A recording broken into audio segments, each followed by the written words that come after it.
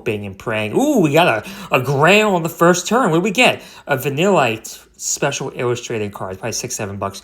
Okay, wow, $9, guys, and that was the first card we pulled today. So yeah, that's pretty good. We're gonna put that in the vault, guys. That's a pretty good start, guys. But we're gonna as we play, because there's a lot of wasted time here. Let's talk about some stuff that we can talk about while we play. So Pokemon Wind and Waves, guys. You know, I've had a chance to watch that trailer many times, and I want to hear what you guys all think about Pokemon Wind and Waves down below. I, for one, am pretty excited for it. You know, the water physics in the game actually looks very nice. I'm very much a fan of that.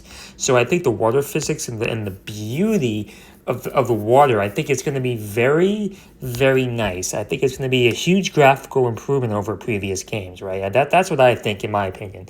You know, the graphics look a lot better.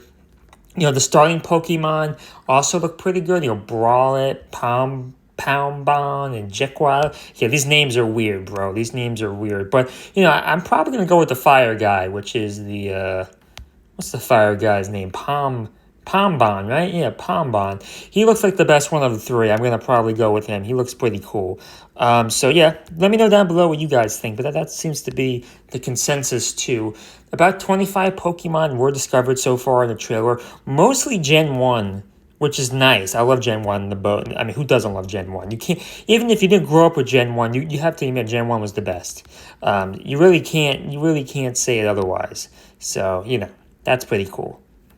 So besides that, guys, I mean, you know, there's a lot of other interesting things. Like, you know, it seems like it's more of an open world game, kind of like the past Scarlet and Violet. But the graphical fidelity looks a lot better, though, than Scarlet and Violet. So they do a great job there compared to, like, you know, that game. Sword and Shield, too. You know, Sword and Shield wasn't quite as open world, but that one, I never played that one. I didn't play Scarlet or Violet either, to be honest. So this would be my first foray back into the franchise in a long time.